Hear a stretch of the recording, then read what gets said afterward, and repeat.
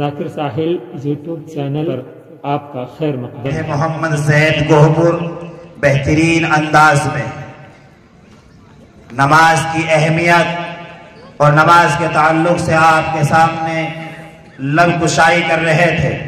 ایک تو ہوتا ہے کوئی بچہ تقریر کرے، لیکن اس بچے کا انداز ایک ایک بات ٹھہر کر یہ چاہتا تھا کہ سامعین کے دلوں میں میری ایک ایک بات اتر جائے، یہ چاہتا تھا یہ سامعین میری بات سن کر عہد کریں کہ آج کے بعد ہم نماز نہیں چھوڑیں گے۔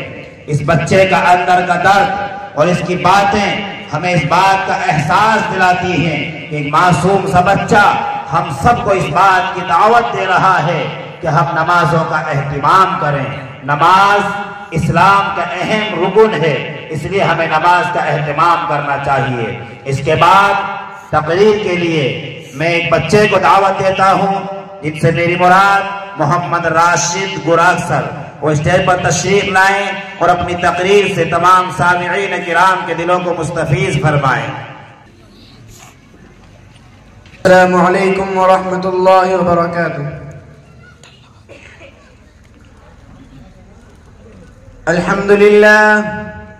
الحمد لله كفى وسلام على عباده الذين اصطفى أما بعد فأعوذ بالله من الشيطان الرجيم بسم الله الرحمن الرحيم فمن زحزح عن النار وادخل الجنة فقد فاز وما الحياة الدنيا إلا متاع الغرور وقال النبي صلى الله عليه وسلم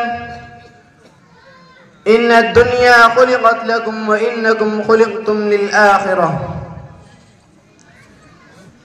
جس دور پہ نازا تھی دنیا وہ زمانہ اب ہم بھول گئے، جس دور پہ نازا تھی دنیا وہ زمانہ اب ہم بھول گئے، اوروں کو جگانا یاد رہا خود ہوش میں آنا بھول گئے۔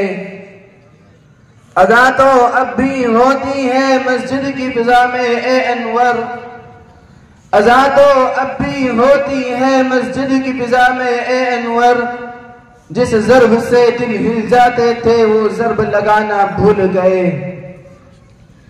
منہ دیکھ لیا آئینے میں پر داغ نہ دیکھا سینے میں، منہ دیکھ لیا آئینے میں پر داغ نہ دیکھا سینے میں، دل ایسا لگایا جینے میں کہ مرنے کو مسلمان بھول گئے۔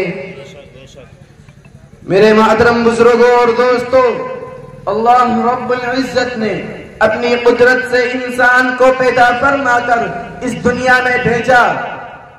یہ دنیا انسان کے لیے آرام گاہ نہیں ہے، یہ دنیا انسان کے لیے سیر گاہ نہیں ہے، یہ دنیا انسان کے لیے تفریح گاہ نہیں ہے، یہ دنیا انسان کے لیے چراگاہ نہیں ہے کہ انسان کھا پی کر کھیل کود کر موج مستی کر کر زندگی گزار دے۔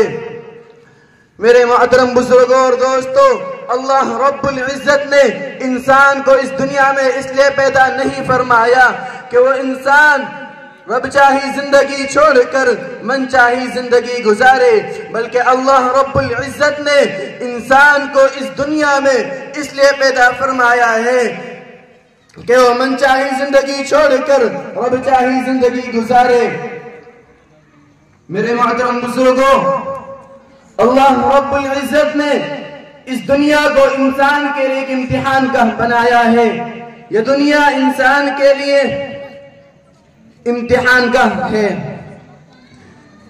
اللہ رب العزت نے اس زمین، اس آسمان، اس چاند، اس سورج، ان پہاڑوں، ان سمندروں، ان دریاؤں، ان بیابانوں، ان آبادیوں، ان ویرانیوں اور ان تمام چیزوں کو جو ان کے اندر ہیں اللہ رب العزت نے انسان کے لیے پیدا کیا ہے، اور انسانوں کو اپنی عبادت و بندگی کے لیے پیدا کیا ہے۔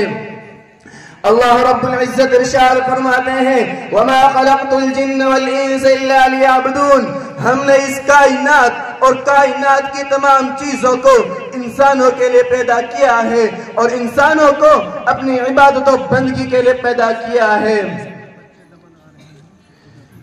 انسان کا اصل مقصد اللہ رب العزت کی بندگی ہے۔ ورنہ وہ بندہ سراسر گندا ہے، جھوٹ اور فریب کا پلندہ ہے۔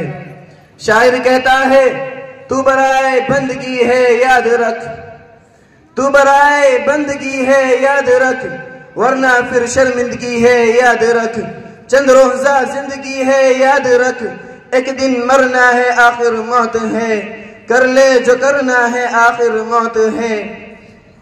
میرے پیارے بھائیوں، اللہ رب العزت نے انسان کو اس دنیا میں بھیجا۔ انسان کی زندگی ایک ہوا میں رکھے ہوئے ایک چراغ کی طرح ہے۔ جس طرح ہوا کے اندر رکھا ہوا چراغ ایک جھونکے میں بجھ جاتا ہے، جس طرح آنکھوں کا آنسو پلک جھپکتے ہی مٹی میں مل جاتا ہے، جس طرح پانی کا بلبلا ایک پل میں ختم ہو جاتا ہے، ایسے ہی انسان اس دنیا سے اگلی دنیا کی طرف رخصت ہو جاتا ہے۔ جو زندہ ہے تو موت کی ایذا بھی سہے گا، زندہ ہے جو موت کی ایذا بھی سہے گا، جب سرور عالم نہ رہے تو کون رہے گا۔ میں اپنی تقریر کو یہیں پہ ختم کرنا چاہتا ہوں۔